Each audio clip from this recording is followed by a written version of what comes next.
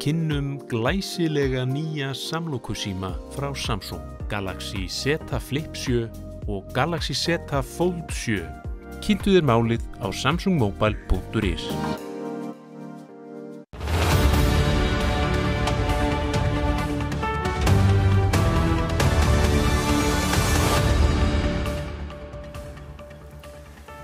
Komið sæl og velkomin í þennan auka þátt af spursmálum, föstudaginn 11. júlí.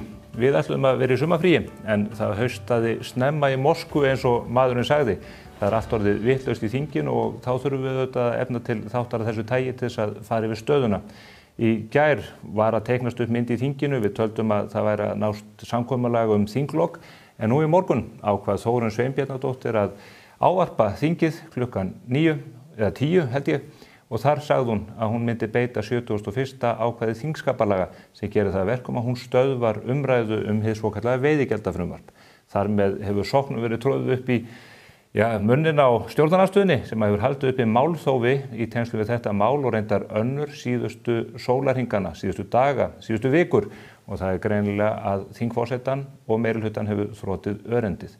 Þetta mál tók óvænta stefnu á miðvikudagskvöldið þegar að Hildur Sverrisdóttir, einn af varaforsetum þingsins, sleit þingfundi rétt fyrir miðnætti og enginn taldi nú reyndar að neitt stór mál hefði á sér stað við þá afgreiðslu fyrir morgunin eftir þegar Kristrún Frostadóttir forsætisráðherra ákvað að ávarpa þingheim.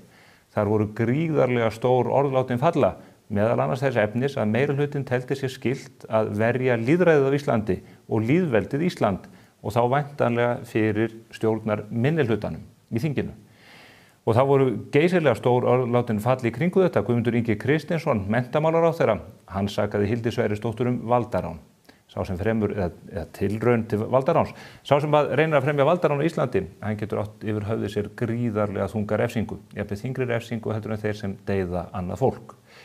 Og valkyrjurnar, þær lét ekki sitt eftir liggja. Þorgerður Katrín Gunnarsdóttir, utanríkisráðherra, hún fór að heimsótti kjarnorkukafbát á Grundartanga og þegar hún kom upp úr því ótrúlega tæki, þá lýsti hún því yfir að orustan Ísland væri hafin. Það voru margir sem að hrukku við og töldu að eitthvað annað og meira hefði gerst, heldur bara það að Hildur Sverrisdóttir hefði slitið þingfundið þarna rétt fyrir miðnætti. Inga Sæland bætti síðan auðvitað betur þegar hún lýsti því yfir að stjórnarandstaðan virtist vera kall eftir því að það yrði breytt stjórnarfyrirkomulag í landinu.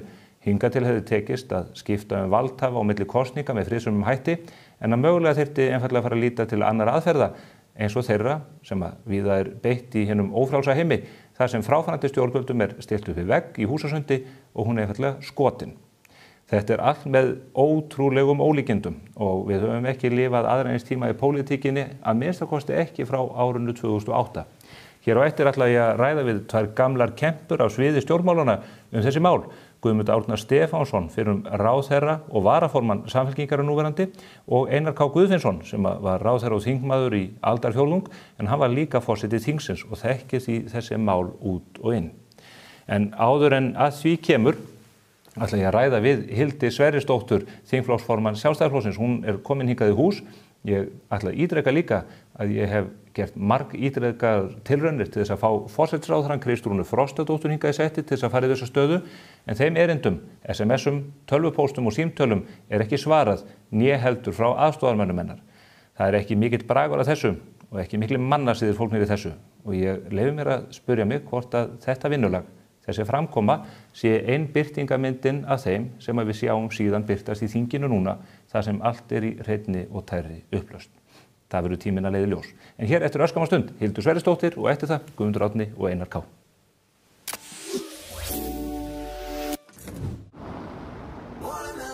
Alrafmagnaður Kia EV3. Bíll ársins 2025. Komdu og reynsluaktu. Askja. Meinhollur, ljúffengur og sívinsæll. Þú kemst á toppinn með Eyjabita.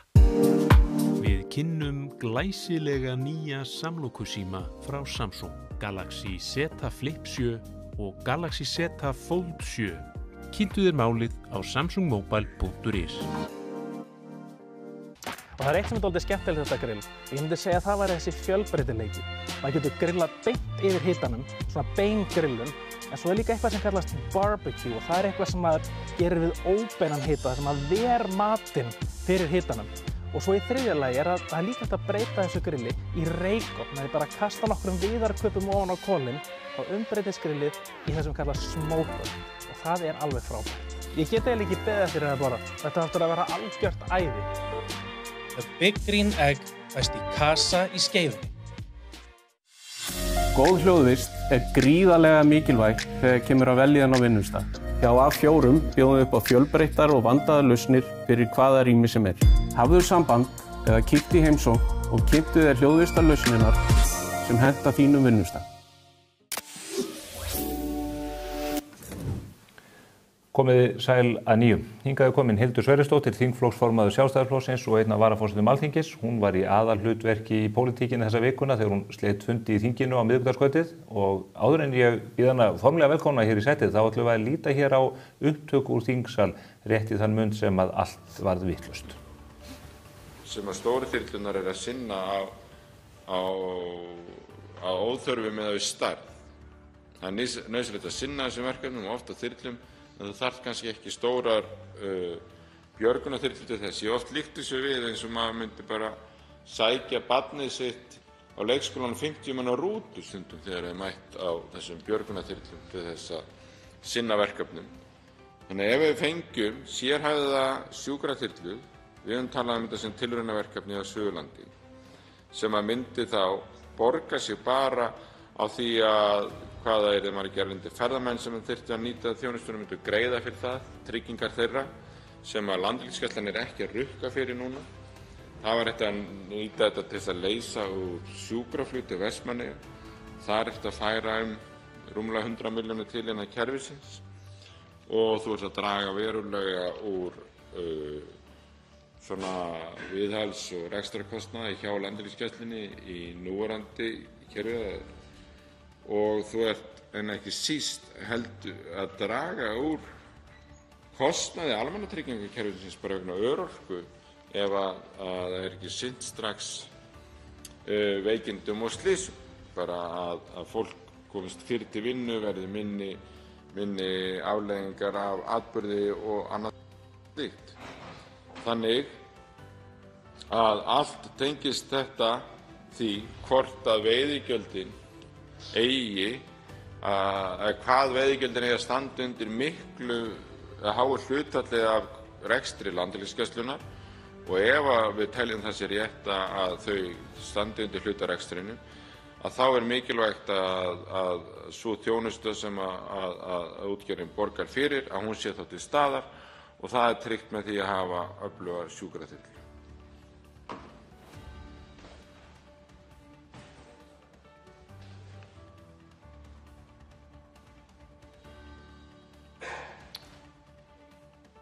Öðru dagskrármálinu er nú frestað. Fleira liggur ekki fyrir á þessum fundi. Boðað verður til næsta fundar með dagskrá. Fundi er slitið.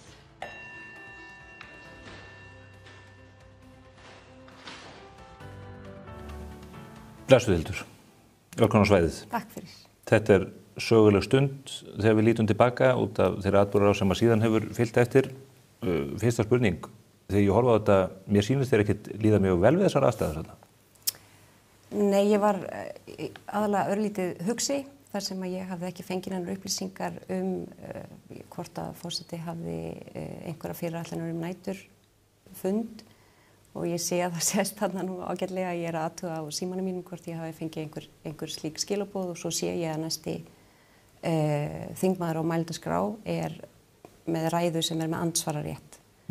Og reglurnar eru þannig að það sem að venjan er að langir þingfundir endi á miðnætti nema að forseti hafi hugsað sér annað og koma þeim upplýsingum áleiðis að þá verður alltaf að taka tillit til hvað næsti ræðumaður gæti verið lengi.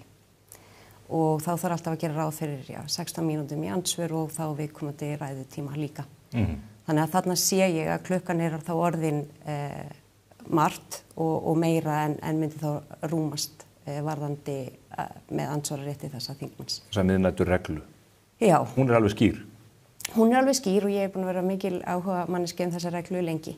Og þannig er það að að til dæmis ef að þá ráðherra var að mæla fyrir frumvarpi sem þá hálftímaréttur og með fullum andsvörum, þá má ekki hleypa þeim ráðherra að eftir 14 mínútur yfir 11 kvöld.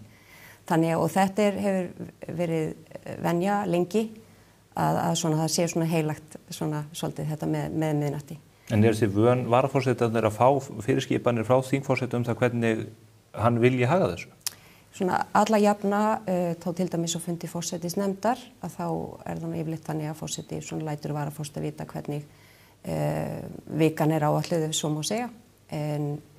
En eins og ég hef nú sagt að þarna auðvitað það þannig og sérstaklega á svona átakatímum í þinginu að þá erum við í minnihlutanum kannski ekki alltaf alveg upplýst hvað í vændum og við höfum alveg ákveðinn skilning á því, það eitt svona tæki sem meirihlutin getur notað en ef að þá að hafa varaforsta stjórnarandstöðu í þessum stól, já þá auðvitað verður að gefa okkur þar upplýsingar sem að við þurfum til þess að geta sinnt stólnum eins og við segjum með sóma og þarna einfallega hafði ég ekki upplýsingar aðrar en að það verður þá eðlilegt að ljúka þessu á miðnætti og eins og ég sé þarna á upptökunni sem ég nú reyndar ekki skoða neitt fyrir núna þá sé ég að það sést alveg greinilega að ég að skoða hvort að ég sé með skilaboð á símanum einhverjar fyrirætlanir en svo var ekki þannig að ég bara taldi mig vera að gera rétt samkvæmt svona þeim venjum og reglum sem við vinnum eftir.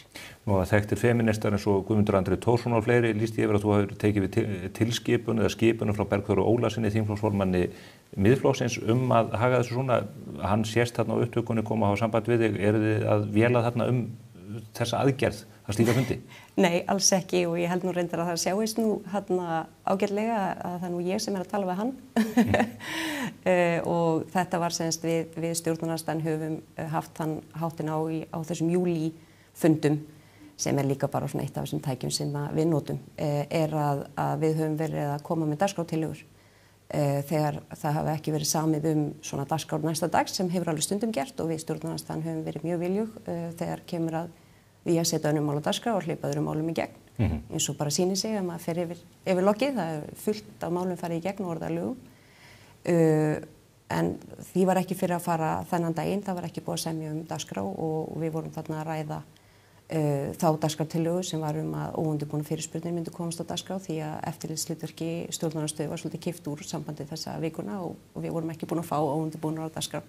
Þannig það snerist það. Þannig að þú tekur ekki við skipunum frá Bergþóru Ólasyni? Ég tek ekki við skipunum frá Bergþóru Ólasyni en við Bergþóru vinnum mjög vel saman og stjórnarandstaðan búin að standa mjög þétt saman í þessu ati og bara standa vel saman allt þetta þing. Þannig að ég hlusta á Bergþór Ólason og hann hlustar á mig og við eigum mjög gott samstarf en svona skipunum myndi ég aldrei taka við. Þetta þarna 20 mínútur í 12 sem að þú tekur þessu ákvörðun, þú tekur að skarið, það einhver í þingsal og annað, getur lýst fyrir mér atburðarásinni og tímanum sem þú ert í vöku að þessu loknu? Já, hún nú svo sem ekkert mjög merkileg. Ég slít þarna fundi og það svona, ég átta mig fljótt á því að fulltrúar meirihlutans augljóslega höfðu væntingar annað. Og ég sagði sem satt væri að ég hefði ekki upplýsingar það.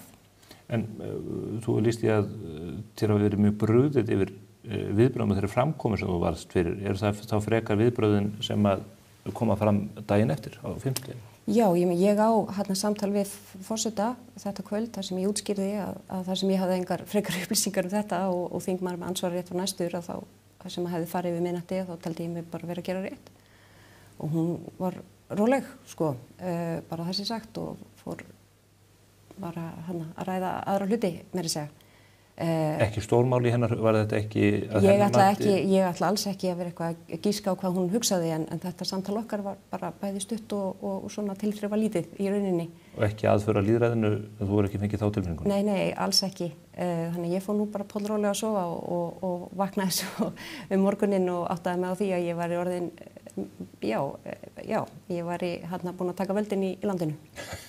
Það hafa verið látin falla ummæli eins og ég nefndi hér í inngangi mínum valdaráns tilraun að þetta sé það sé búið að taka lýðræði úr sambandi og það verðist einhvern veginn birtast í þessari ákvörðun sem að þú tekur þarna.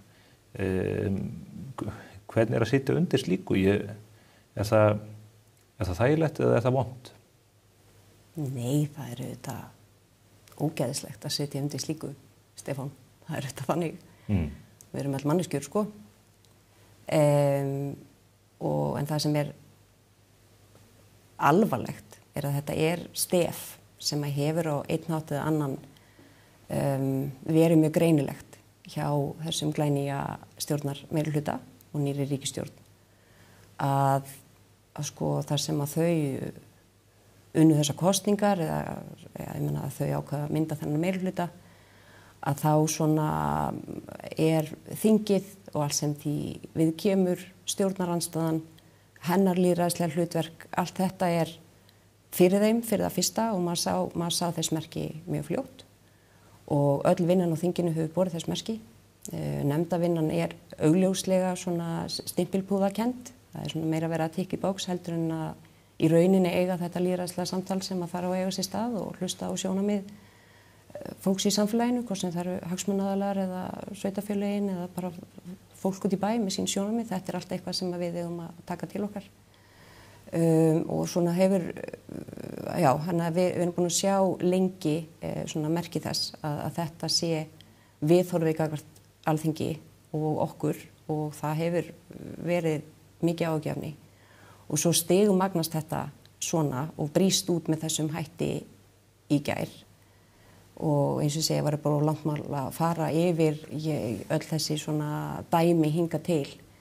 En það mætti kannski taka þetta saman sem að áhugjefni að hvernig þau leyfa sér að stilla því upp að andstæðingar þeirra, sem bara hlutverk stjórnarandstöðunnar á þingi, andstæðingar þeirra, þeir sem að dirfast og voga sér að gera athugasemdir við þeirra störf, að þeir séu óvinnir þjóðarinnar.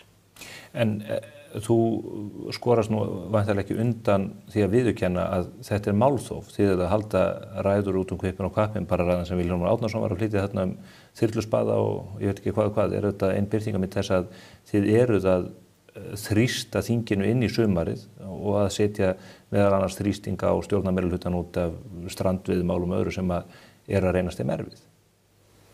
Já, sko, hvaða nafni við viljum kalla þetta? Þetta má alveg vera málþóf. Sko, heitið skiptir engu máli. Það sem við vorum að gera þarna einfaldlega að knýja það fram að hinn þinglega meðferð málsins gæti átt sér stað. Því eins og ég segi við sáum mjög fljótt að nefndavinnan átti að verða í einhvers konar skötulíki í raun, átti að vera svona meira sjó og átti ekki að taka frumvörpin frá framkvæmdavaldinu og rýna þau eins og löggjafanum sæmir. Þá hugmyndir með málþófinu að markmiðið var þá augljóslega það að sérstaklega veiðigjaldafrumvarpið að því frestað fram á haust og þeir tekið upp að nýju með því vinnulagi sem þið óskið eftir? Ég meina það var ein sjálfsögð krafa og hefur nú yfirleitt verið lendingin í svona málum og ef við förum bara eins yfir það að máli kemur mjög seint inn á þingi, tæpu mánuði eftir að þingsköp segja að máli eigi að koma inn á þing til þess að þau fái þessa tilhlýluðu þinglegu meðferð. Þetta afbrigði? Já, þetta afbrigði og þetta risa kerfisbreyting og það auðvitað skiptir máli, risastór kerfisbreyting og svo má ekki gleyma því að það eingöngu út af því að stjórnarandstaðan stóð í þingsal og sagði hérna bara eru hlutir ekki að stemma og við krefjumst þess að þetta verði skoðað betur og við krefjumst þess að skatturinn fari hérna yfir ákveðin atriði og það var þetta því sem það var gert. Ef að við hefðum, fyrir þessum vikum síðan, þar sem að þau voru strax byrjað að segja, heyrðu við unnum þessar kosningar og við ráðum hér og þetta frumvarp fullkomið og af skýra gulli og allir í ráðuneytinu voru að gera sitt besta sem ég ger engar athugasemdir við. Ráðuneytið bara ekki löggjafinn í landinu. En þau segðu, leyfið okkur nú bara að vera meirihlutin hér. Munið þið að þið eru ekki meirihluti og verið þá bara á rauðu. Við erum hérna í þingsal til þess að ýta á takkana eins og þau segja svo oft. Ef að við höfum orðið við þessu, að þá væru hérna núna gölluð lög í landinu. Þau væru gölluð með röngum tölum og röngum forsendum. Það var út af því að við stóðum þarna sem að málið var lagað og það viðurkenndi allir. Það var gallað, það var lagað og það var skatturinn sem það gerði og fínt og bara við þökkum fyrir það, var loksins hlustað á okkur En mátti skatturinn koma fyrir nefndina til fylgjaði eftir, mátti stjórnarandstaðan fá að sjá á hvaða forsendum skatturinn gera þessar breytingar? Nei. Það var alveg viku statt til minnsta í viðbútt þangað til að forseti skast í leikinu og sagði, heyrðu, jú, ég held nú kannski að skatturinn ætti að koma fyrir nefndina. Þetta allt með svo miklum ólíkindum. Þannig að við þurftum að nota þingsalinn sem það tæki sem stjórnarandstaðan hefur til þess að knýja á þinglegu meðferðina sem alla jafna í nefndunum. En einhvers staðar hlýtur þessu að þurfa að linna, meirihlutin verður einhver tímabúnt að geta fengið atkvæðagreiðsluna í gangum það hvort það sé meirihluti fyrir löggjöfinni eða ekki eða lagafrumvörpunum. Getur það verið minnihlutanum í sjálfsvald hvenær það gerist? Nei, og hér skiptir máli, Stefána, ég held að séu allavega 40 mál á þessu þingi sem hafa orðið að lögum. Við erum alls ekkert sammála öllum þessum málum. Við höfum alveg verið á rauðu, eins og ég sagt, aldeilis. Og við áttum okkur alveg á því og berum mikla virðingu fyrir því að þau eru meirihlutin. En þau verða líka að bera virðingu fyrir því að við erum með ákveðið lýðræðislegt hlutverk sem að benda á það sem betur verður að fara og sérstaklega í þessu máli þar sem við erum að segja bara hér þinglega meðferðin bara ekki fullnægjandi. Við vitum alveg að þetta vinstristjórn. Við vitum alveg að hér verða hækkaðir skattar. Við verðum á mótið í, okkur finnst það vond sýn og vond nálgun fyrir samfélagið. En það eitthvað sem var þá lýðræðisleg niðurstaða og við berum virðingu fyrir. En það okkar hlutverk að segja, hérna mál sem við vitum ekki hvað áhrif hefur og það bara gengur ekki þannig. Þannig að ég vil undirstrika það. Við höfum margoft verið þarna í þessum þingsal, hleypt málum í gegn og ég meina risastór mál og þegar fulltrúar stjórnarliða segja hér búin að vera mál þó við öllum málum og tala endalaust að blessa fríverslunarsamningum Tæland sem að tók einhverja 4 klukkstundir og eitthvað að stilla því upp eins og það hafi eitthvað að segja með hvernig þessari ríkisstjórn, með mjög metnaðarfull ríkisstjórn sem kom með sín 100 mál á einhverjum hlaupum inn í þingið sem átti bara að ryðja í gegn og þetta var svo mikil verkstjórn og svo kenna okkur að það fóru þetta allt í rústhjöðum því að verkstjórnin var engin, það bara stenst enga skoðun. Þú segir engin verkstjórn.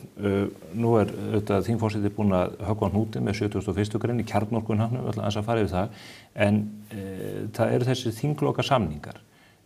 Forsætisráðherra talar eins og að þar sé ekki neina samninga að ræða vegna þess að það sé meirihluti í landinu og minnihluti, en að þinni þingareynslu getur útskýrt í hverju þetta fælst. Það þarf að ná samkomulagi milli minn og meirihluta til þess að þingið geti farið í sitt sumali. Engin þinglok í Alþingishúsinu við Austurvöll hafa átt sér stað án þinglokasamninga í áratugi. Engin. Í hverju felast þeir?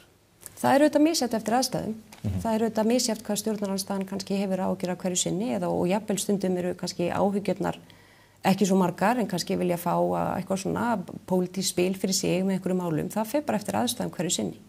Núna í húsinu var það þannig að það voru svo gott sem engin þingmannamál sett á dagskrá þannig að þau höfðu nú ekki kannski mikið að bjóða okkur hvað það varðar þar sem við vorum ekki búin að fá að mæla fyrir nema einhverjum örfáum málum sem nýlunda og segir kannski líka sitt.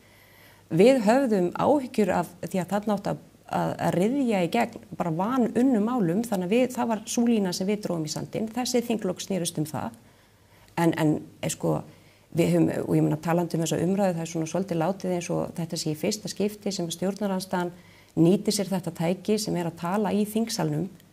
Já, sko það hefur nú margoft gerst, en það endar alltaf í einhvers konar samningum eða samkomulagi. Það á sér einhvern endapunkt og það einfaldlega út af því að meirihlutin hverju sinni og þá eftir aðtökum forsætisráðherra hverju sinni eða hverju svo sem sem að svona stígur inn í þar aðstæður sem einhvers konar verkstjóri hvers tíma leysir það. Því að það hið lýðræðislega verkefni. Það sko, ég bara, nú ertu fann að fýra upp í mér hérna, Stefán minn.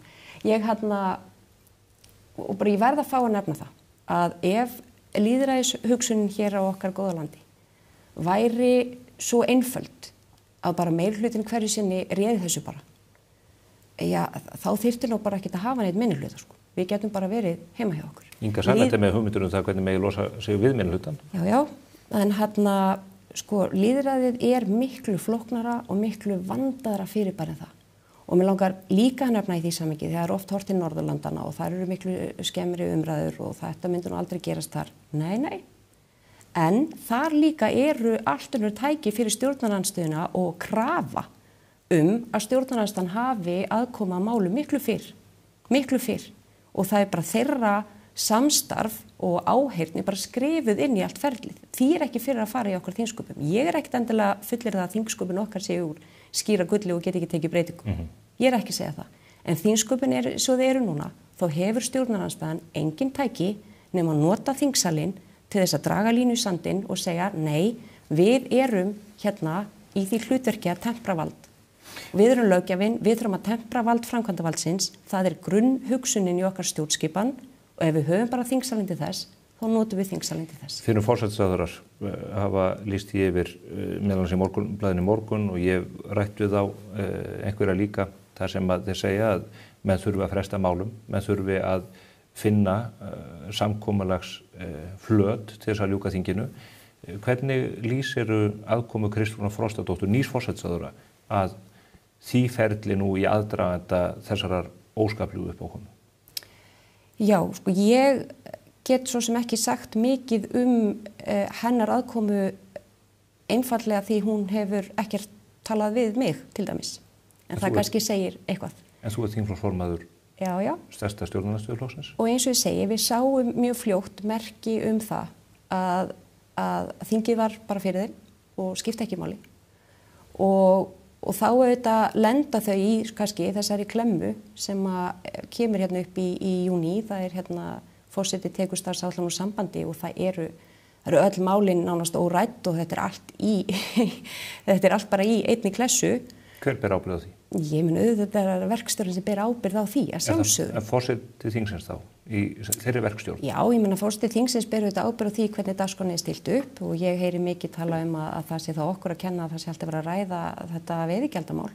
Það var algjörlega þeirra ákvörðun að vera alltaf að setja þetta veiðigjaldamál á dagskrá. Þeim var algjörlega í lofalagið að setja bara alls konar önnur mál á dagskrá. Það var alltaf vitað að við myndum að ræða mikið í þessu máli. Það var bara blasti við hvernig það var búið þegar komið. Þú ert að segja að þeir hefðu getað klárað miklu fleiri mál á þessum tíma ef þeir hefðu forgangsröðað öðruvísi. Að sjálfsögðu, forgangsröðunin þeirra. Hefðu ekki tekið bara mál þó í þeim málum líka, þið getið talað endalaust önnur mál? Nei, ég meina við höfðum áhyggjur af öðrum málum. Ég meina launavísitölu tengingin og víxlverkunin og til að dæma eitthvað, ég meina strandveiðarnar að aftengja vísindalega ráðgjöf, ég meina þetta voru ekkert bara illönnumál, þeir voru líka alveg ég meina það lá ekkert fyrir hvað áhrif þetta myndi hafa. En við komumst bara aldrei svo langt því að það var alltaf bara veiðigjöldin sem voru sett á dagskrá og svo voru við skömmu fyrir að vera að tala í veiðigjöldunum og í þessum samningum öllum og ég vil nú kannski segja það að maður vill vera heiðusmaður í þessu. Við vitum alveg að það ekkert hægt að ná samkomulagi þessi þinglok sem hefur alltaf verið lendingin og bara ítreka það. Ég meina ég var nú í stjórnarmeirihluta hérna viðloðandi allan að síðustu 2 kjörtímabil, annars vegar sem aðstoðmaður og hins vegar sem þingmaður. Við vorum margoft bara að taka mál af dagskrá og bara fresta þeim og skoða þau betur. Og við vorum aldrei nokkuð tíman að hafna gestakomi með eitthvað viðlíka. En við bara horfumst í augu við að þarna réttu stjórnarandstöðunnar að þessu leyti, það okkar, það meirihlutans þá að horfa á þetta í stóru samhengi hlutana og leiða hluti í gjörð. Einhver hluta vegna hefur öllum tekist það í áratugi, nema Kristrúnar Frostadóttur núna, stjórnarmeirihlutans núna. Og ég vil bara fá að segja það, þrátt fyrir að mér finnst skipta máli og ég ætla að halda mig þeim megin víglínunar, að hafa ekki eftir hvað gekk á þessum fundum. Hún hefur tjáð sig það sem gerst yfir á þessum fundum? Já, eina sem ég ætla að leyfa mér að segja, þar ekki rétt eftir haft. Og það að þau séu að réttlæta þessa vondu ákvörðun sína hér í dag, að beita þessu ákvæði, sem gríðarlega alvarlegt fyrir þingið og þessa stjórnskipan sem við höfum byggt okkur hérna upp. Að hún undirbyggð með því sem ég leiði mér í þingsal áðan að segja að væri byggt á að væri svona ákveðið legaleikrit því miður. Að hálfu forsætisráðherrans? Já, hálfu þeirra. Ég veit nú ekki hvort hún hafi fengið rangar upplýsingar að hafði vissvitandi rangt eftir. Ég ætla ekki að tjá mig það, ég hef ekki hugmyndu það. Ég veit hins vegar að hvernig verið að bera á borð, hvernig þessar samningaviðræður undanfarnar vikur hafa gengið að við höfum ekki haft neitt samningsvilja og komið fram á okkar eigin frumvarp og ég veit ekki hvað.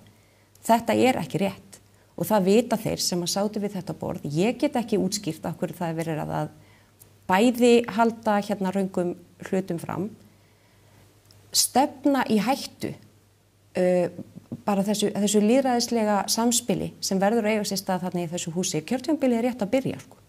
Það 1/8 búinn. Já, ég meina þetta að henda svona tundurdufli inn í okkar samstarf og okkar vinnu og inn á þingið algjörlega óskiljanlegt. Töldu það að vera ná samkomulagi í gærkvöldi?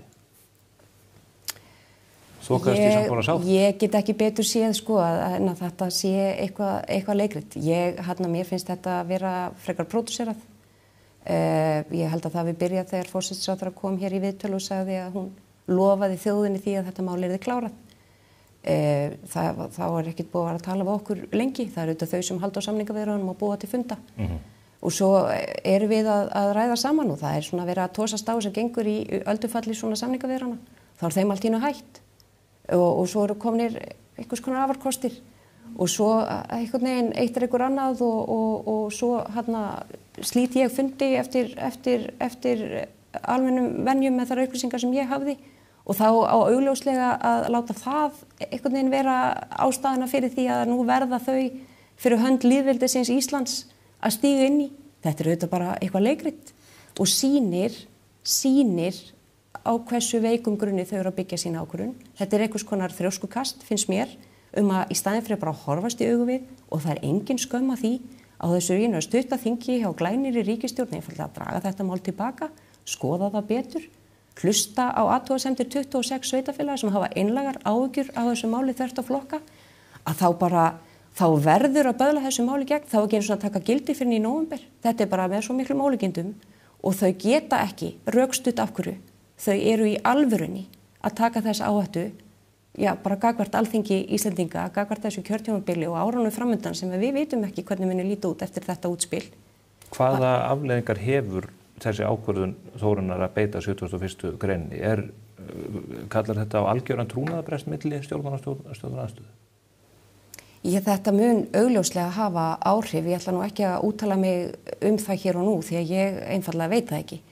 En þegar þú ert búin að senda svona afgerandi skilaboð að svona það eina tækið sem að stjórnarandstaðan hefur í rauninni að það sé aftengt. Hvað þá eftir sko? Og það alveg mjög stutt og í rauninni búið að senda skilaboðan að þingið skipti ekki máli og við getum sleppt í. Því að hér ríkisstjórn sem að vann kosningar og allt þetta og allir í ráðuneytunum að gera sitt besta og það sé bara nóg.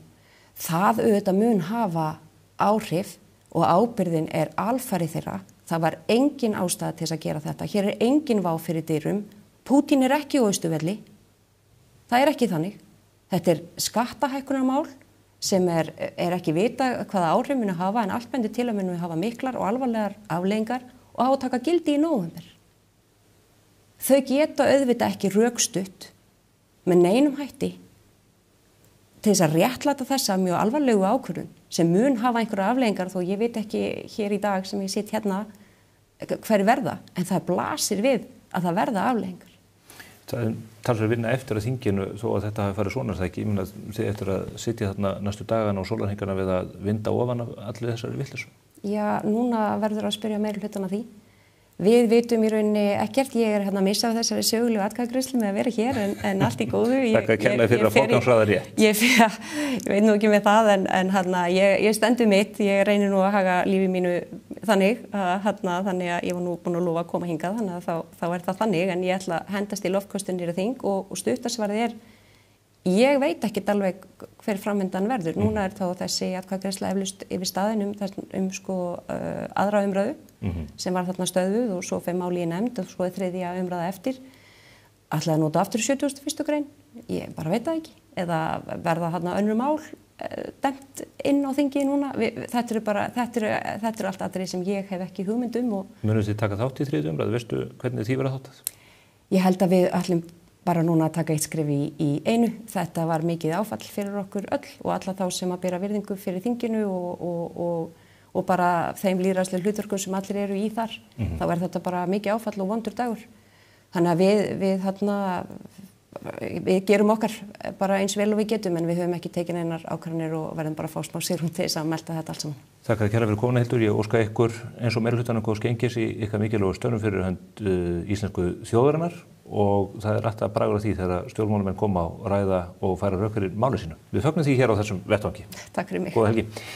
Hér eftir örskamma stund, Guðmundur Árni Stefánsson og Einar K. Guðfinnsson, gömlu kempurnar mættar á svæðið til þess að fara yfir þessa ótrúlegu atburðarás og hvað þetta þýðir fyrir þingið, lýðræðið og lýðveldið Ísland. Fylgist þið með.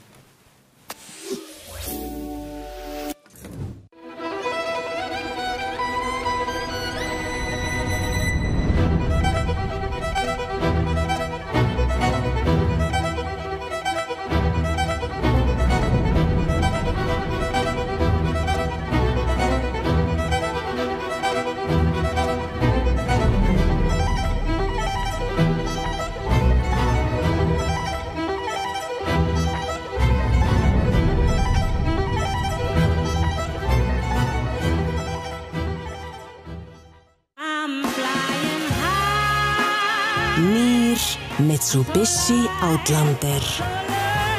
Fjórhjóla drifinn tengiltvinnbíll. Nú með 8 ára ábyrgð.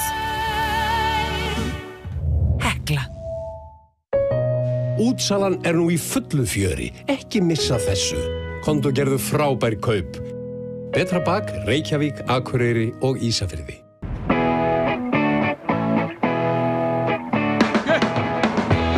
Landsins mesta úrval af Hoka hlaupaskóm. Upplifðu hámarksstempun og þægindi. Sportís, Skeifunni 11. Komið í sæla nýju, hér allt í loftköstum, við erum komið með góða gesti hér í settið, eins og ég nefndi gamla kempur úr pólitíkinni. Það eru þeir Guðmundur Árni Stefánsson, varaformaður Samfylkingarinnar og fyrir ráðherra og sendiherra og hvaðina, og Einar K. Guðfinnsson, fyrir ráðherra og forseti þingsins. Það full ástæða til að kalla menn með svona reynslu hingað á svæðið. Ég ætla rétt í þann mund sem að við hefjum samtalið að spila hérna fyrir ykkur eiginlega viðbrögð stjórnar meirihlutans frá því að ákvörðun Hildar Sverrisdóttur lá fyrir og ræða Kristrúnar Frostadóttur var flutt í þinginu í gær, svo sögulega yfirlýsing. Ég ætla að reyna að fá þetta hérna upp á skjáinn til okkar. Meginreglan svo á 4 ára fresti, þá getum við skipt valdhafa án þess að þurfa að draga þá undir húsvegg og skjóta þá eins og í mörgum löndum þar sem í rauninni ríkir algjört kaos. Það þangað sem að hæstvirtur minnihlutinn vill draga Alþingi Íslendinga? Að formaður þingflokks Sjálfstæðisflokksins hafi komið hér í gær sem þingforseti og slitið þingfundi án samráðs við forseta, þá verða að klippa á lýðræði. Nú vantar skýringar á því hvers vegna þingflokksformaður Sjálfstæðisflokksins sleit hér þingfundi. Var það gert í samráði við þingflokksformenn Miðflokksins og þingflokksformann Framsóknarflokksins? Minnihluti þingmanna hér á Alþingi setur Íslandsmet í málþófi. Hún ætlar ekki að klára þetta lögbundna mál. Það þarf að klára. Hún ætlar ekki að gera það. Er þetta ekki skrumskæling á lýðræði? Það komið gott. Eins og við séum að spila eitthvað tafl og þetta séu allt einhverjir leikir sem eru sniðugir og hnyttnir. Góð fundarskapa taktík til að slíta hér fundi. Hugsið aðeins þetta. Hugsið aðeins þetta.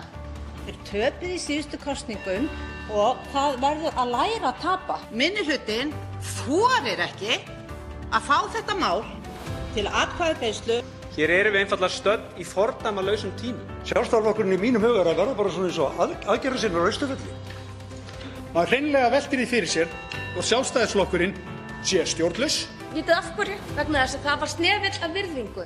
Að viðkomandi forseti sem var að gera það sem ég til valdar á hér í þinginu ætti bara hreinlega að segja af sér. Komið þið sælir og blessaðir. Já, blessaður. Og þakka fyrir að koma hér á þessum örlega tímum. Stóra spurningin þú ert þetta virkur í pólitík þó þú sett ekki á þingi, Guðmundur. Þú ert varaformaður þessa öfluga flokks, en þegar þið horfið á þessa atburðarás, klæjar ykkur í puttana að komast inn í þennan sala nýju? Ég neita því ekki. Ég sagði nú raun að vera Einar, það væri gaman að vera þarna niður frá núna. Hann býslega þannig strengur maður skynjar það auðvitað á okkar gamla vinnustað og menn láta stór orð falla. Kannski of stór stundum í hitaleiksins, en þetta líf á fjör og þetta hluti af pólitíkinni og ég segi ekki að Einar nú miklu reynslu meiri en ég, var í 25 ára á þinginu og ég bara 13. Já, bara? Já, var að vísu 10 ára á þeim tíma, var að fórst í þingsins. Einar síðan forseti, þannig að við eigum að vita sitt hvað þetta og þetta hefur ekki allan verið vandræðamál þegar að ljúka skal þingja á hverju vori og menn hafa tekist á hlutina með ýmsum hætti. Málþóf, ég var í stjórnarandstöðu í 10 ár og auðvitað var ég þátttakandi í málþóf ýmsum toga sem miðaðist að því að jafnvel að hægja á viðkomandi máli, fá á því breytingar og sagði gjarnan þessa frasa sem maður heyri gjarnan núna frá núverandi stjórnarandstöðu, málið illa unnið, það þarf að rannsaka þetta betur og gefum okkur tíma og ráðrúm og frestuði. Sko, en það að halda 3.392 ræður sama mál og nota til þess 160 klukkutíma eitthvað ósagt? Nei, það ekkert ósagt í málunum. Einar, Hildur Sverrisdóttir var hér hjá mér rétt áðan og undan ykkur. Förum kannski aðeins yfir það áður en við kannski tökum málþófið og efnistök eins og veiðigjaldana fyrir. Hún slítur þarna fundi. Þingforsetinn var ekki búinn að gefa einhverja fyrirskipanir aðrar en það að það ætti að fylgja settum reglum. Var eitthvað athugavert við þetta þegar þú horfir á þetta út frá sjónarhóli forsetans? Nei, í rauninni ekki og ég held að þetta sé nú bara þannig að þetta minnst svona utanfrá séð þá virkar þetta þannig að þetta hafi verið bara misskilningur. Þingforseti hafi gert ráð fyrir því að það yrði haldið áfram, ekki talað það beinlínis við þann sem var sitjandi þingforseti sem var Hildur og Hildur þar með gert ráð fyrir því að þessu yrði lokið minnati. Hún hefur sjálf greint frá því að hún hefur átt ágættir samtal við forseta Þórunni og það hefur alveg verið skilningar á þessu og þá í mínum huga þessi máli hefði bara átt að ljúka þar með. En þá gerist það að einn af ráðherrum eins stjórnarflokksins rýkur upp algjörlega frávita og fyrir að tala það og kalla þetta valdarán.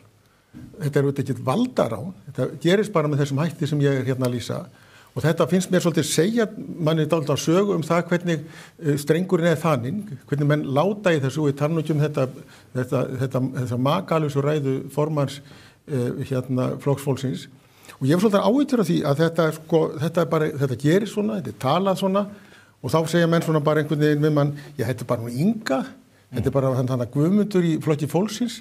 Ég held að til dæmis ef að forsætisráðherrann hefði sagt eitthvað svona, ef að Þorgerður Katrín hefði sagt eitthvað svona, þá væri þessu máli ekkert lokið, en menn svona bara líta á þetta eins og með svona léttvægt fundið sem þetta auðvitað ekki. Það hefur verið gert í mjög mörgum málum sem tengjast þessum tiltekna flokki. Það velkist enginn í vafa það. Nei, sko ég myndi nú bara sem ef ég væri í þessu flokki, ég myndi hafa alltaf áhyggjur af því að vera það sé bara litið þannig á að þetta svona léttvæg ummæli sem voru auðvitað mjög alvarleg, valdarán og allt þetta sem hún sagði, þetta auðvitað, hvernig sem er að líta á þetta, þá er þetta mjög alvarlegt mál. En það svona, ég leta þetta ekki trufla mig, þetta bara eitthvað sem maður kastar aftur fyrir sig og bara þarna. Ekki óþægilegt að sitja undir þessu gundur eins og með að... Þetta ekki fyrsta skipt sem menn hafa verið stórir til í þinginu. Nei, ég meina valdarán Guðmundur á þessu tilviki. Og auðvitað átti þessi ráðherra að draga... Strengurinn þannig og auðvitað var þetta sagt. Á sama hátt og það var mjög óheppilegt hjá henni Hildi Sverrisdóttur sem var að koma hérna frá þér að slíta þingfundu miðnætti og tala þannig að það sé einhver heilög stund í þingjuna að það verði ekki fundur eftir miðnætti þegar við höfum fylgst með því síðustu dagurinn og næturnar að það fundaði langt inn í nóttina og ég var varaforsti hjá Ólafi Einarsinni, ég var fyrsti varaforsti hjá Halldóri Blöndal í 6 ár. Mér hefur aldrei dottið það í hug sitjandi á forsetastól og vera að stýra fundi að slíta fundi upp á engu á þess að spyrja konga eða prest. Ég hef þetta sett staffið mitt, staff þingsins og látið að hafa samband hvað á að halda lengi áfram. Og það einnig verið upplýst að afleysing Hildar var komin í salinn. Þannig að það var ráðgert að halda áfram. En ég ætla ekki að gera þetta einhver úrslita atriði. Þetta var óheppilegt og átti ekki að gera og var kannski punkturinn yfir þegar að þreytan var orðin algjör á þessu óráðurs hjali í þingmönnum. Ég hlusta á sumar af þessu 60-70 ræði hjá sumum þingmönnum. Það var algjört rugl. Og mér var þetta aldrei gott Stefán Einar, að endi mitt að síðasta ræðin í málunum við aðra umræðu skildi vera þetta frá Vilhjálmi Árnasyni alls óskild atriði. sagði alla söguna. Ég held að flestir séu sammála að þetta málþóf þetta fyrir það í sér að menn fara að lesa upp úr uppskriftabókum eða hvað það En það sem mig langar til að spyrja út í eru síðan viðbrögð forsætisráðherrans. Það mikil ábyrgð sem felst í því að sitja í embætti forsætisráðherra, leiða ríkisstjórn og leiða þjóðina. Hún mætir þetta morgunin eftir og hún flytur ávarp sem að mörgum var held ég mjög brugðið yfir. Þar voru líka, þó að það hef ekki verið einhvers konar hálfgerðar hótanir að skjóta fólk undir húsvegg, yfirlýsingar að það þyrfti að standa vörð lýðveldið Ísland eins og að það var einhver hætta því að það liði undir lok út af kjaftagangi í stjórnarminnihlutanum. Var ekki of langt gengið þegar að forsætisráðherra... Hún hafði talað ævinlega skýrt það Stefán Einar að þetta mál yrði klárað og að því að hefur nú verið nefnt að þetta eitt af forgangsmálum ríkisstjórnarinnar. Já, hún ekki einvaldur sko. Nei, en þingmeirihlutin er að bera þetta mál áfram. Hún talar fyrir hönd ríkisstjórnarinnar og síðan það þingmeirihlutin sem ítir málun áfram og þingi allt svo sem. Og ég sá ekkert nákvæmlega ekki nokkuð skapaðan hlut af því að hún lýsti því yfir að þingraði gengur þannig fyrir sig mál rædd í þaula og síðan tekin það ákvörðun. Þannig gengur þetta fyrir sig. Þannig hefur þetta alltaf gengið fyrir sig og þetta mál nú þannig vaxið. Og ég stundum verið að veltaði fyrir mér eftir að hafa hlustað á, vísu bara örfhávar af þessum 3.392 ræðum sem var haldið ekki satt í því að hvað eftir að ræða og hér hefur verið nefnt að og í umræðun aldrei á báða bóa að stjórnarandstaðan kemur og segir nei, hér drögum við striki, þetta mál fer ekki í gegn. Það heilu skylda mín að stoppa þetta mál. Og ég spyr nú bara, stendur einhvers staðar fyrir skrifað að minnihlutin á þinginu, þá og nú, hafi neitunarvald? Ég kannast ekki við það hugtak. Ég held að sé allir sammála það, en menn hafa þurft að ná... Menn tala nú samt í þá veru. En menn hafa þurft að ná samningum með þinglok. Já, ég held að þurfum ekki annað en bara skoða þessa hluti í samhengi. Ræða forsætisráðherrans var auðvitað upptakturinn af því sem síðar gerðist.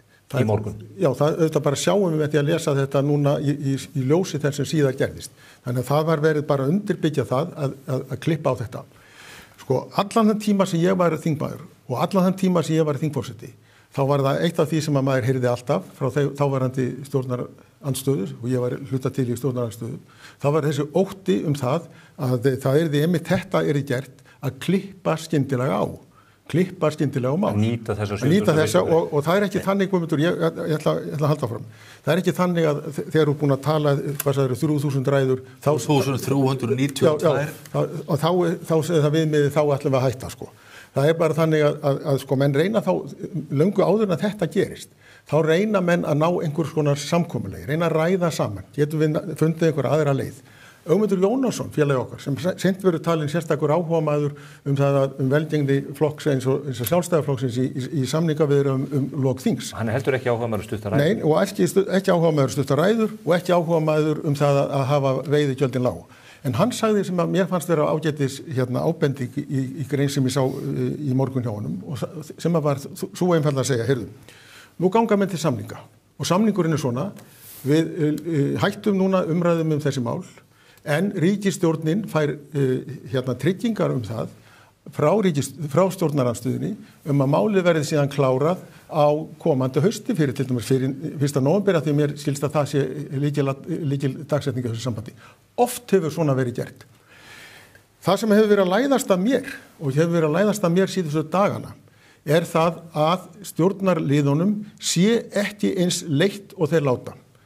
Þeir vita sem að þetta veiðigjaldamál frekar vinsælt í samfélaginu. Manum finnst alltaf gott að geta kreist pening út úr vondu sægreifunum og fjölskyldunum 5 sem eru á vísu 500 eða 5.000 eða hvað það og það er fyrir utan alla starfsmennina þetta.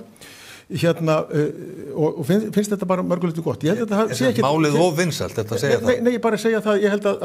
Og er of mikil stuðningu við það? Nei, ég bara segja það, Guðmundur, ég er bara að segja það við því að ég held að þess vegna hafi verið lítill áhugi hjá stjórnarliðinu til þess að reyna að ná einhverjum samningum, til þess að vita hvort það veri hægt að koma þessu máli með einhverjum hætti áfram með tilteknum breytingum og svo framvegis. Og hérna býtum nú hægur. Af því þú segir þetta sem svo vinsælt mál. Þetta er örugglega rétt sem að skoðanakannir er að mæla. En á móti kemur þetta. Sko, við skulum aðeins fara bara í efni málsins.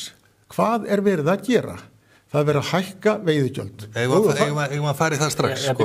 Förum bara stuttlega inn á þetta. Það verið að hækka veiðigjöld og í gamla daga þegar var fyrst verið að ræða þessi veiðigjöld, þá var þetta litið á þetta sem efnahagslega aðgerð. Til hvers?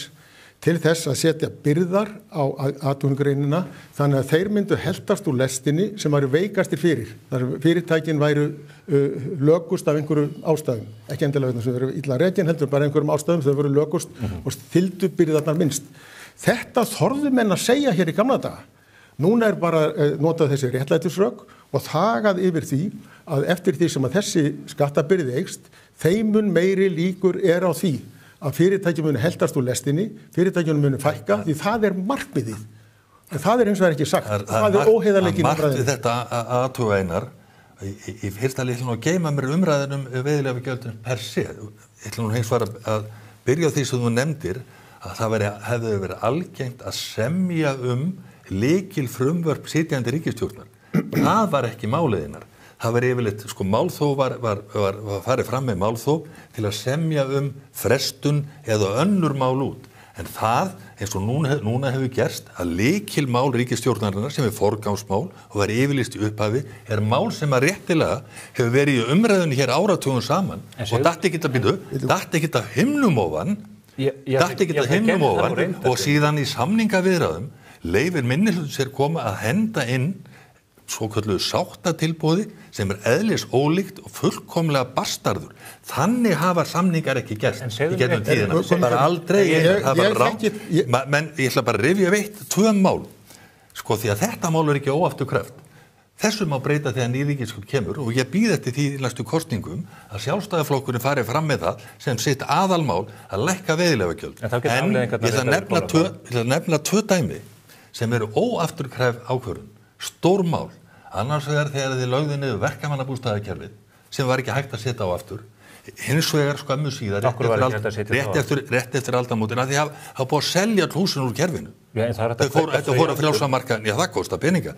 Hitt máli var þegar að heimild var gefin að selja bankana, ríkisbankana á sínu tíma með afleiðingum að þeir fóru aldrei á hausinn 8 árum síðar. Það voru mál sem að var ekkert að semja til eða frá. Við töluðum það tímanu saman, bentum á hættuna sem að þarna skapaðist og þær kerfisbreytingar sem því fylgdu og það var ekki hlustað. Það voru greitt atkvæði, við greitum atkvæði á móti. Þetta mál eðlis ólíkt. Það þetta breyta því aftur setna efnislega athugasemd við bara það sem Guðmundur var að segja, varðandi hann tók sem dæmi verkamannabústaðakerfið.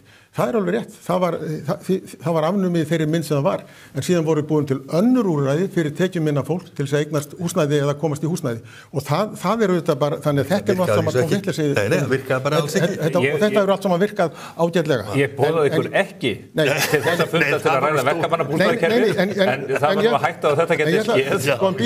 Býtu aðeins, svo verð ég líka Guðmundur var kannski ekki viðstaddur þegar það gerist. Það voru hér miklar umræður á sínu tíma þegar að ríkisstjórn Sigmundar Davíðs og Sjálfstæðisflokks og Framsóknarflokks lagði til að afturkalla umsóknina að Evrópusambands aðildinni.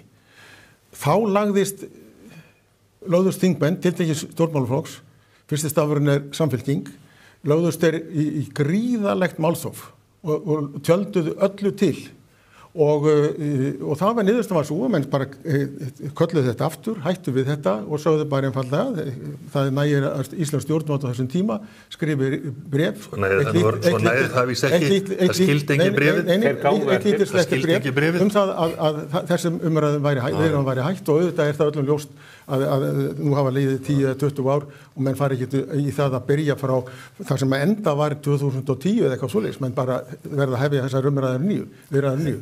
Þannig að þetta ekki rétt hjá Guðmundur sem varst að segja. En segðu mér eitt Guðmundur, því að þú segir þetta lykilmál hjá ríkisstjórninni og maður velti fyrir sér hvort það sé ástæða til að tefla þinginu í slíka tvísýnu sem nú út af því. En ef þetta lykilmál hjá stjórninni, hefði þá ekki þurft að vinna þetta öðruvísi, hefði ekki þurft að fylgja þingskaparvenju til dæmis tímamörkin, hefði ekki þurft að veita umsagnaraðilum eðlilegan umsagnarfrest sem var ekki veittur og hefði ekki þurft að veita heimild til þess að kalla aðila eins og skattinn og fleiri aðila. Var það ekki ekki? Að lokum með miklum eftirgangsmálum, Guðmundur. Við erum búin að fóga menn og tegja til þess. Ég ætla bara að vekja athygli ykkar góðu félagar að því í óbýtu að það voru gerðar breytingar á frumvarpinu eins og kom frá ráðherra. Fyrst í samráðsgáttunni og síðan í þinglegri meðferð. Þannig að það er hlustað. Ef þetta er lykilmál, af hverju vinna menn þá ekki eins og vera ber? Af hverju verið að gera þetta með svona... Þetta eru bara frasar, vinna eins og vera ber. Máli er algjörlega skýrt og afmarkað. Hér er bara verið með umsagnarfresturinn. Umsagnarfresturinn er veittur þarna á viðkvæmum tíma þegar margir eru frá og hann er sérstaklega skammur og það kvörtuðu margir undan þessu. Það var ekki bara... Ég nefndi það áðan, þetta máli er ekki alveg nýtt af nálinni. Þetta máli er að ræða í íslenskri pólitík, ekki árum saman, ekki árabil heldur áratugum saman. Það liggur fyrir. Þið Kristrún sögðu í þingkosningunum, í kosningabaráttunni, að þið vilduð innleiða þessar breytingar á 1 áratug. Nú ætlaði að gera þetta á 5-6 mánuðum. Menn geta deilt það. En kosturinn við það að þessar breytingatillögur sem komu fram og frumvarpið komið fram er auðvitað það að nú geta menn einfaldlega að reikna þetta niður á fyrirtæki. Og þá liggur algjörlega fyrir hver áhrifin verða á einstök fyrirtæki. Það tekið með á því og núna hafa menn verið að reikna þetta út meðal annars, og ekki bara meðal annars, á grundvelli þeirra breytingar sem búið er að gera. Og þetta leiðir til mjög skuggalegra niðurstöðu. Og hún er svo að í mörgum tilvikum, í minni og meðalstóru fyrirtækjum, þá hirðir þessi skattheimta meira og minna hagnaðinn af rekstri þessara fyrirtækja. Þetta er alveg Guðmundur,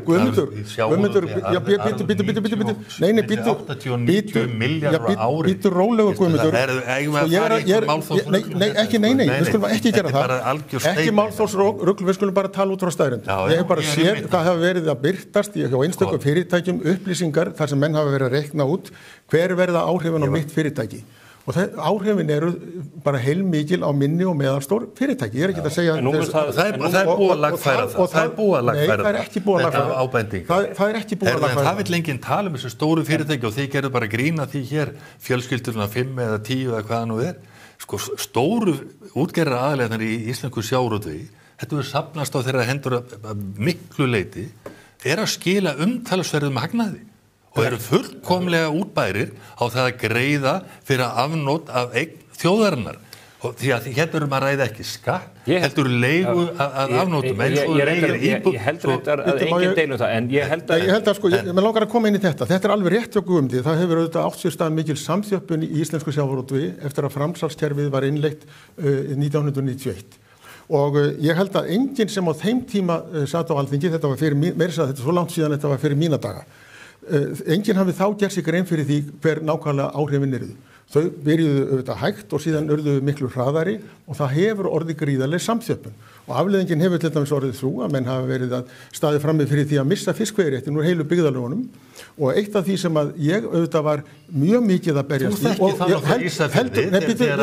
heldur betur ég þekki þú að Hafnarfirði við þekkjum það nú allt býsna vel hvernig það þarf ekki að atvinna ríkisvaldsins heldur markaðurinn hefur alveg séð það sjálfur þú ert bara að tala til þess að koma veg fyrir ég segi þið bara pínlítið rifið svona söguna fyrir þér og hún er svona á þessum tíma þegar menn voru að gera sér þetta ljóst þá fórum við í það nokkri þingmenn, til dæmis við þingmenn úr Vestfjarðakjördæmi, Einar Oddur og ég og margir fleiri, Sturla Böðvarsson og margir fleiri í það að berjast fyrir því að reyna hreinlega að búa til nýtt fiskveiðistjórnarkerfi við hliðina á hinu, meginkerfinu og það er smábátakerfi sem að síðan hefur verið að þróast og 6% aflaheimildina eru núna með lögum tryggðar að fara inn í þetta kerfi.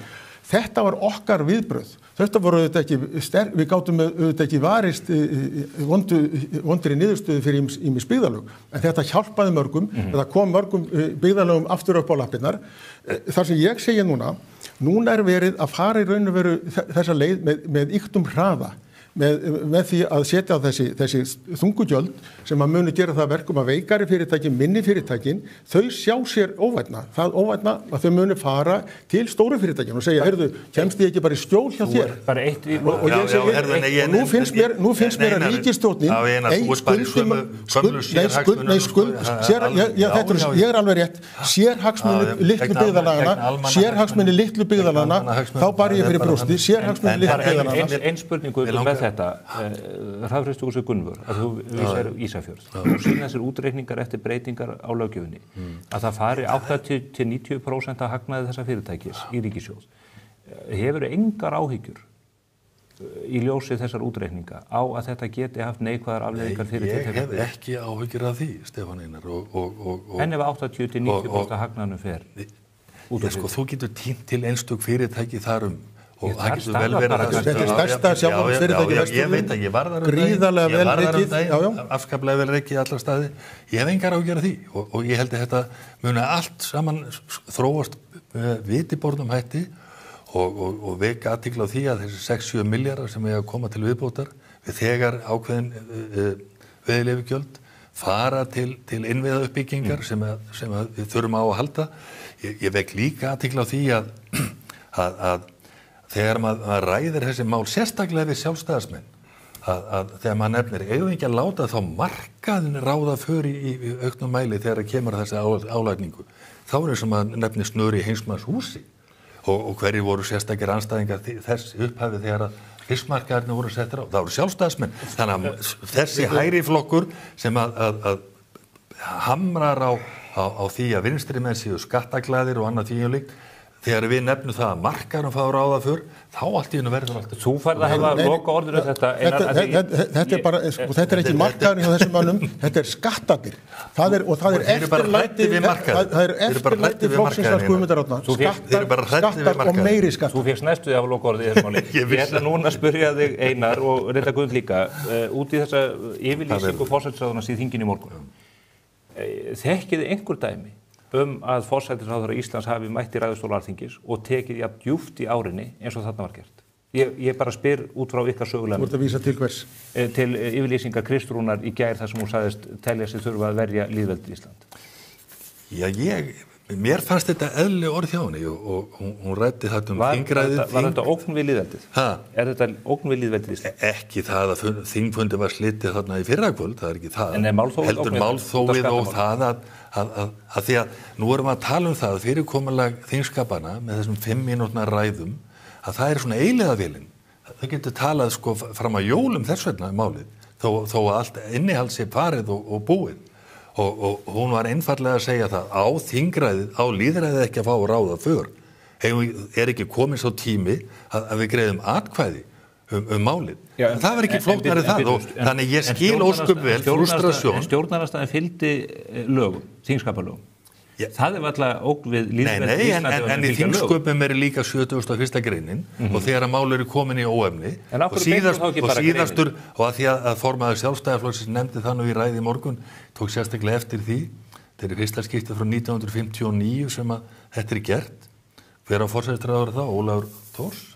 En það voru þetta vegna sem menn voru að renna út með fjárlög. Það kannski segir okkur svona og varpaði svolítið ljósi inn í hugarheim stjórnarliðsins. þar sem að formaður þingflokks Samfylkingarinnar talaði í morgun lýðræðis ákvæði þingskaparlagana, það er 71. grein. Lýðræðis ákvæði, það er að segja að klippa á umræður í þinginu, það kallar hann lýðræðis ákvæði. Það sem ég hef mestar áhyggjur af er það núna að nú er búið, svo ég tali nú eins og frjálsins íþróttamaður sem ég er nú sannarlega ekki, nú er búið að lækka rána, það er búið að lækka viðmiðin. Hversu oft á mínum ferli, og örugglega hefur Guðmundur svipaða sögu að segja frá sínum ferli, hafa menn ekki verið að ræða það svona í bakherbergjum ætlilega ríkisstjórnin farin á að koma með og beita 71. grein þingskapalagana. Enginn vildi gera það.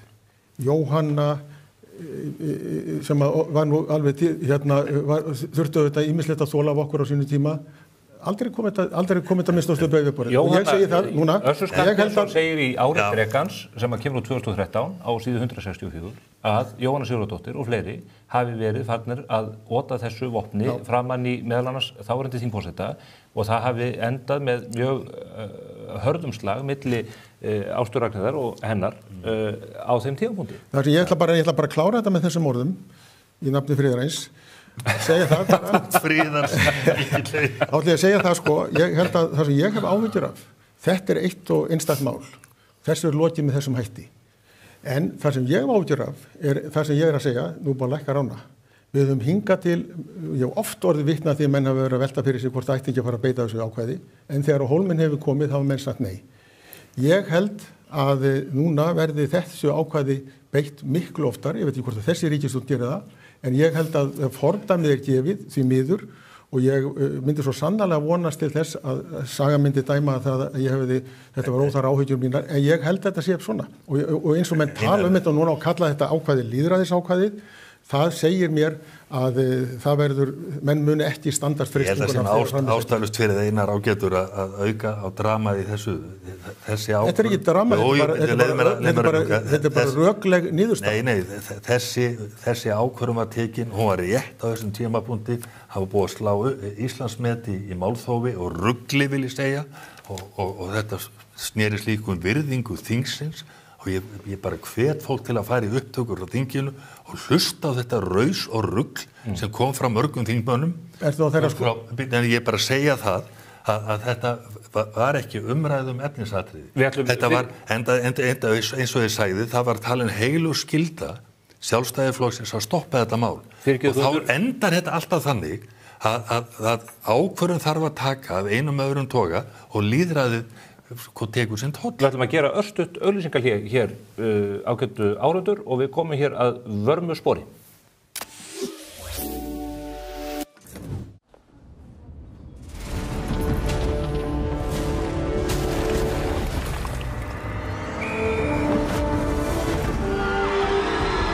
Hvern langar þig að hitta í dag? Pennin Eymundsson. Ristnan á leiðinni niður.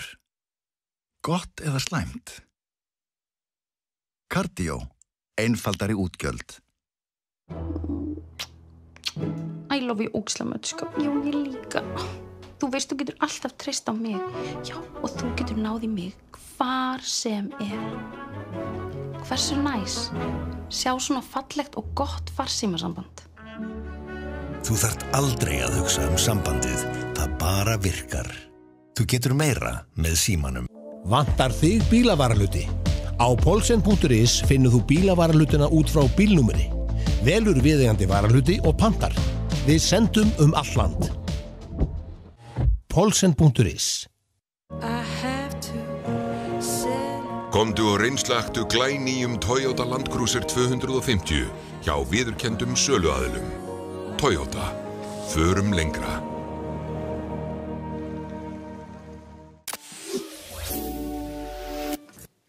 Komið sæla nýju. Þeir eru hérna hjá mér, Guðmundur Árni Stefánsson og Einar K. Guðfinnsson og þeir eru lifandi sönnu þess að lengi lifir í gömlum klæðum. Þetta er miklu hressilegra heldur hjá núna þingmönnum og við fögnum því mjög. Ég ætla að byrja hér seinni hluta okkar samtals á smá klippu úr kvöldfréttum Ríkissjónvarpsins. Kíkjum á það. Við berum auðvitað skyldu að því að verja hér lýðræði í landinu. Við berum líka skyldu að því að hafa stjórn á aðstæðum og það munum við gera. Við höfum fullyrt. Við sitjum hér með ríkisstjórn í skjóli meirihluta þings. Það voru hér lýðræðislegar kosningar fyrir áramót. Við þurfum að geta sagt við þjóðina að það eru forsendur hér fyrir valdaskipti í landinu. Þannig að við höfum fullyrt og ég fullyrði enn og aftur, við munum ljúka þessu þingi, þetta veiðigjaldamál mun enda í atkvæðagreiðslu með einum eða öðrum hætti og síðan þarf að rjúfa þing.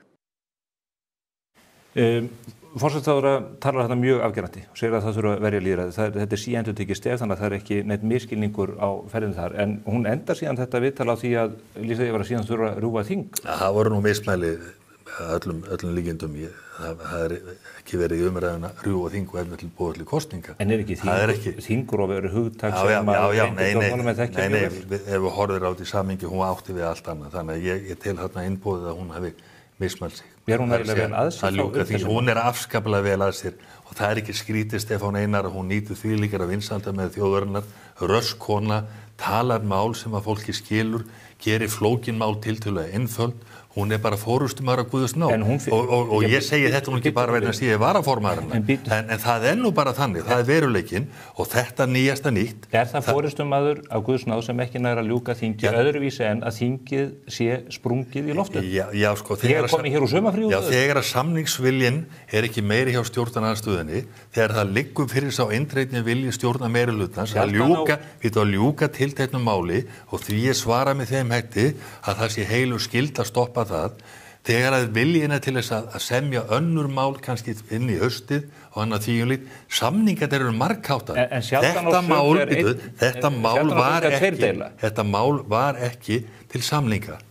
og það að segja ekki öðru leitum því sem var gert og gerðar á því lagfæringar og breytingar en þetta mál skildi klárast að þau legi fyrir frá upphafi. Það svo skýrt og mér til efs að því að við eina voru nú sko báðu tveir samskipa ritstjórnu hér á þessu blaði, Davíð Oddssyni, að hann hafi látið sig hafa það með lykilmál þáverandi ríkisstjórnar að það væri bara einhvað svona samningsmakk það. Nei, hann hefur sko klárað það allan daginn. En verið til umræðu það að fresta öðrum málum. Talandi það, nú er verið að halda því fram að Kristrún sé svo einstrengisleg og vil ekki tala við konga eða prest og síðast var nú Hildur Sverrisdóttir sem sagði að hún ekki átt orðastaf við sig. Nú endir máluð að forræði þingsins, það eru þingflokksformenn de facto,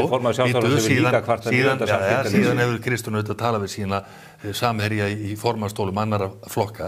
En ég ætla bara að rifja það upp og menn hafa notað Katrínu Jakobsdóttir til hliðstæðu þessum sambandi og sagt að hún hafi alltaf verið svo grár köttur undir öll þingslit til þess að ljúka málum.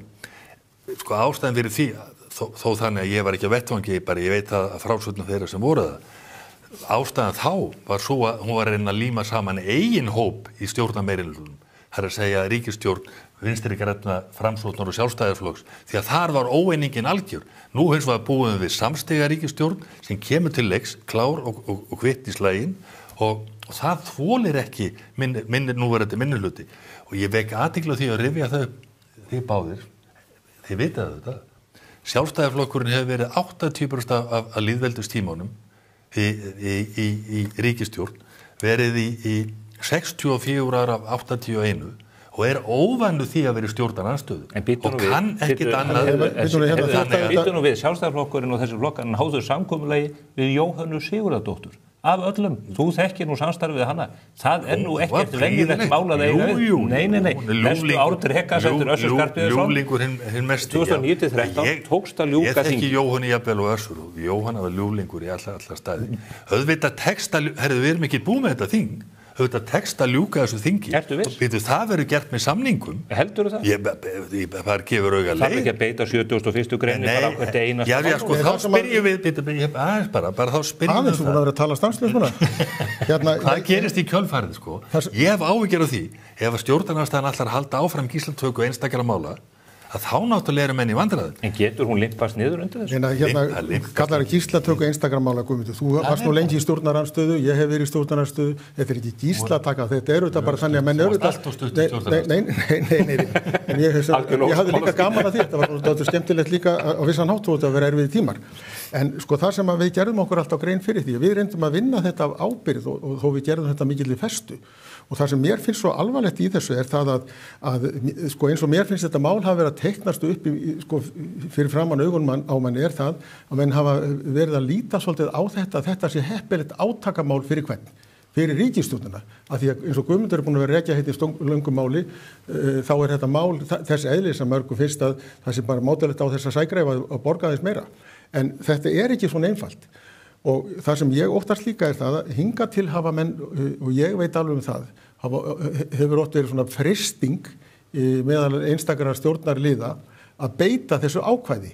En forystumenn stjórnarflokka á hverjum tíma hafa alltaf staðið þessa freistingu vegna þess að þeir vita sem að þó þessi stjórnaraðstöðu á þessum tímapunkti, þá komir að því að þeir veri stjórnarandstöðu. Og þess vegna hafa menn alltaf gætt sín mikið á því að skapa ekki fordæmi. En eins og ég var að orða þetta hérna á það, nú búið að lækka rána, það búið að lækka þetta, Guðmundur segir þessi 3000 ræður sem 392, þannig að þegar menn eru búin að tala 3392 sinnum í þar á meðal einhverjum eins mínútu replikum, sko. Nei, það er ekki jú, þá það þannig að þá allt í lagi að beita þessu ákvæði. Ég bara segi þetta svolítið í svona ákveðnu gríni, auðvitað, sko það sem bara gerast það að það búið að búa til fordæmi. Og þá munum við ekki horfa á töluna 3300 eitthvað, menn munum bara horfa og segja bara þessi, nú bara komið nóg og menn hafa, sko, og þess vegna held ég að það sé því miður búið að skapa fordæmi, en ekki gleyma því að þetta mál auðvitað líka var hugsað þannig að væri til vinsælda falli fyrir ríkisstjórnina og þess vegna held ég að þeim sé ekki eins leitt og þeir láta, þeim finnst ekkit vont að það sé þessi átök þetta tiltekna mál. og þess vegna er þessi einstrengingsháttur og ég hef ekki séð minnst ástu opinberlega, ég þetta bara hinn almenni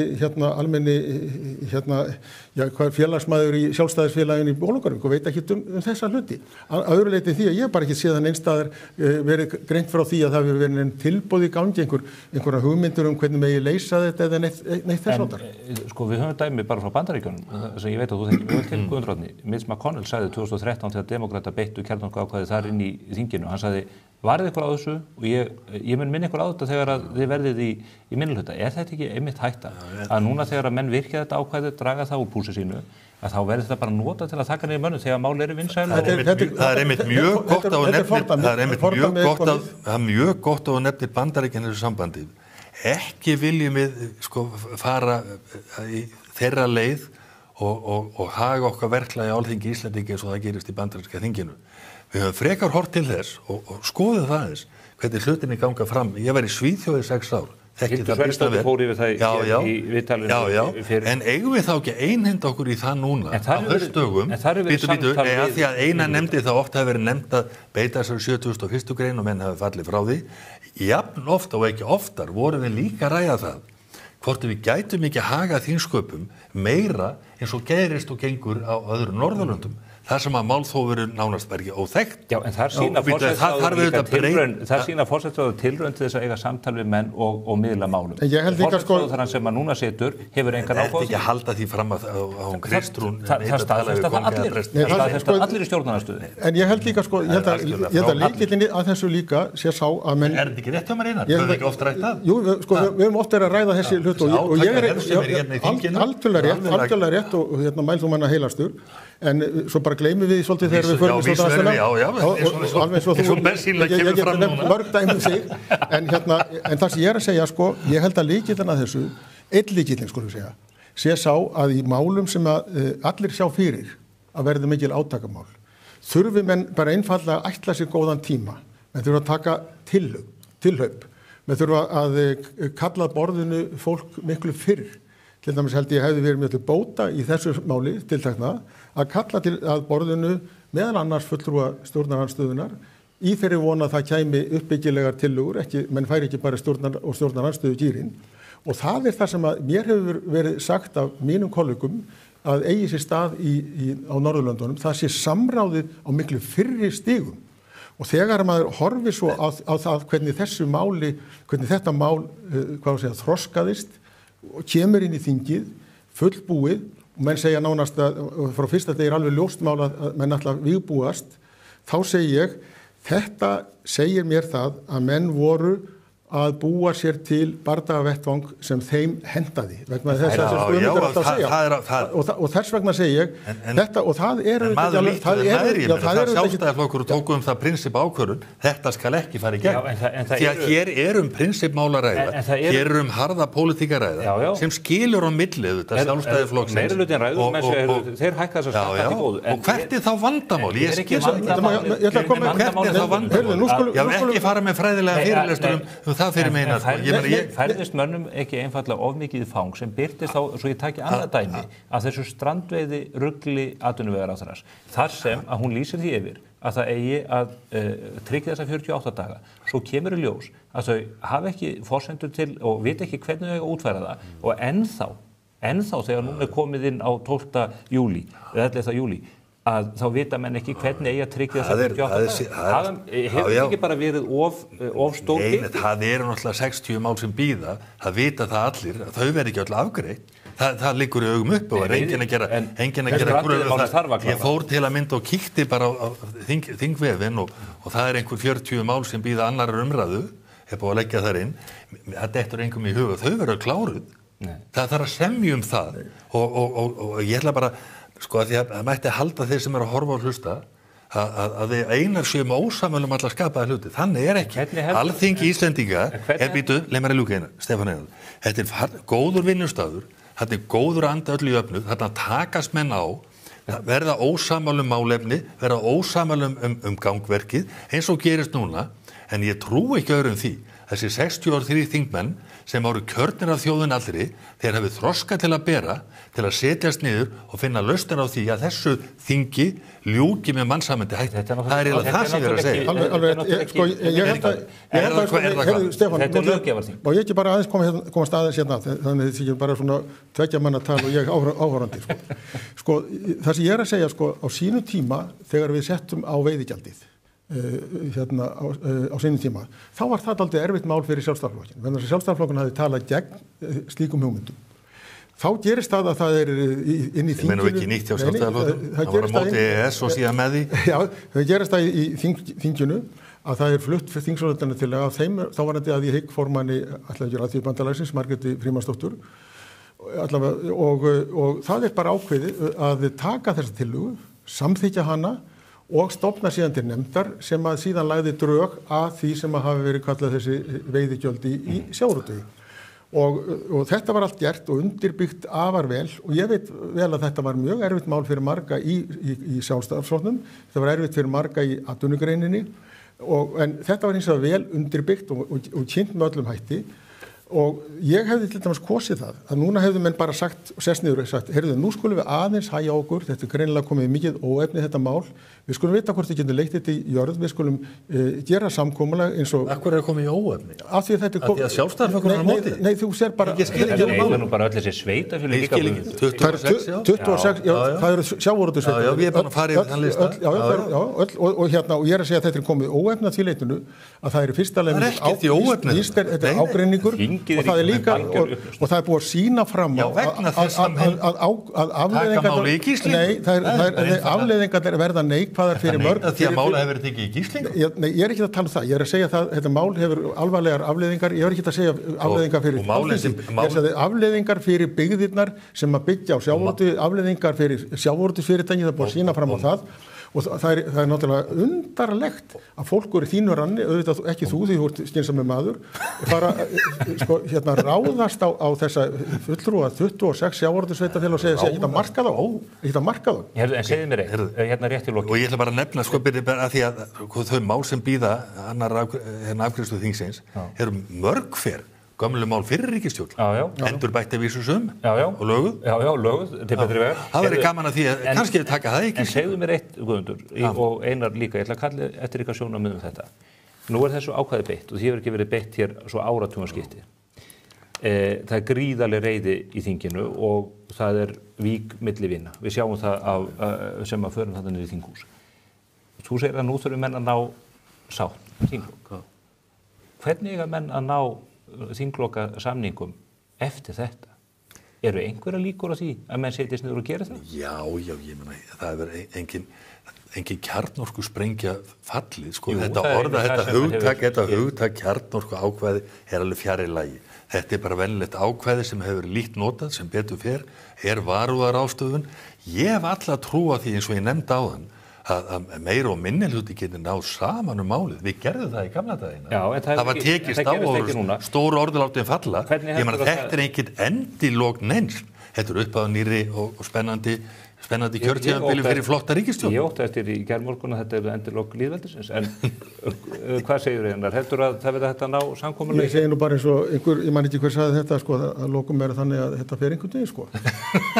En sko ég hef ekki hugmyndum, sko, hvernig þessu, og ég veit ekki hvernig staðan er og hvernig kemjan er á milli fólks þarna niður frá. Geti trú að hún sé slökk. Það er rétt hjá Guðmundur, það er fullt af málum sem að þarna myndum væntanlega við allar eðlilegar aðstæður renna í gegn. En ef ég til dæmis horfið tilbaka þegar ég var þingforseti og horfið til hvernig þeir höfðu sér bæði Vinstri græn og Samfylking, þá voru ekki endilega umdeildum málum sem þau tóku í gíslingu. Ég þekkti orðið Svipinn og Helga Hjörvar og Svandísi Svavarsdóttur þegar þau ætluðu að fara að taka mál í gíslingu.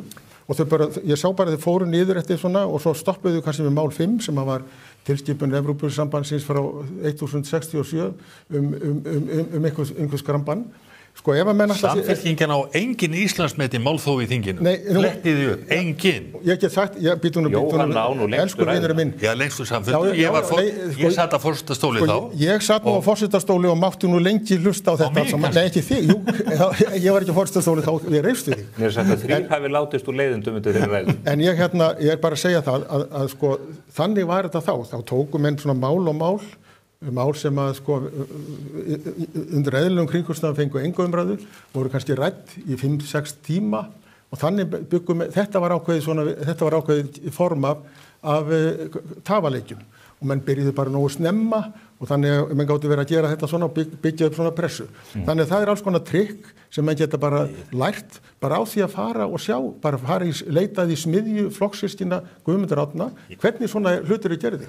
Sjálfstæðismenn eru bara kannski ekki vanir þessu að við höfum verið svo ábyrg alltaf. En við kannski bara, við getum farið, og þetta er bara ábending frá mér til minna vina, kíkið á hvernig gerðu þetta Helgi Hjörvar og Svandís Svavarsdóttir. Það er náttúrulega þannig að Sjálfstæðisflokkurinn er óvanur því að vera í stjórnarandstöðu. Já, sem betur fer fyrir þjóðina. Og hefur notað frasan núna og verið að lemja á ríkisstjórnum og segir ég á þetta, ég má þetta. Það væri alveg hægt að snúa því á hinn veginn og segja sko að þeir eru svo óvanir því að eiga þetta ekki og mega þetta ekki að þeir bara missa fótana. Það gerðist sko þegar þú sast á þingi 2009, þá mistuði algjörlega stjórn á ykkur í stjórnarandstöðunni.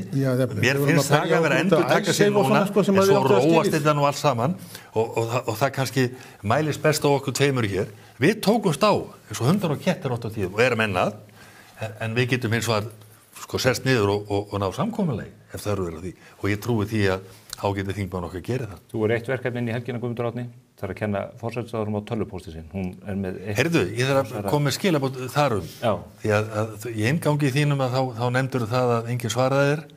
Hann Ólafur Kjaran, aðstofamaður, hann býður út símtali frá þér. Ég talaði við Kristínu Ólafsdóttur og hún svaraði engu. Já, hún er í útlöndum. Já, hún svaraði engu. Hún var í útlöndum, hún var í fríi.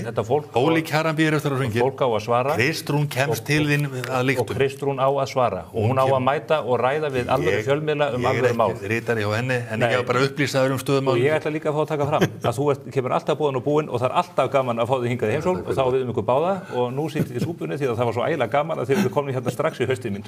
Ekki seinna. Takk fyrir það. Takk. Við ætlum að ljúka þessu tali þennan föstudaginn á þessum óvenjulega tíma þegar við ættum að vera í sumarleyfi rétt eins og þingið. Hver veit nema við verðum hér að vikuleiðinni, engin veit eins og staðan hefur þróast í stjórnmálunum. Við vonum einfaldlega að meirihlutin og minnihlutinn í þinginu beri gæfu til þess að leiða þessi mál í jörð með farsælum hætti fyrir þjóðina því að það er einmitt verkefni sem að þetta fólk hefur, það er að sinna hagsmunum þjóðarinnar í heild. Verið sæl og góða helgi.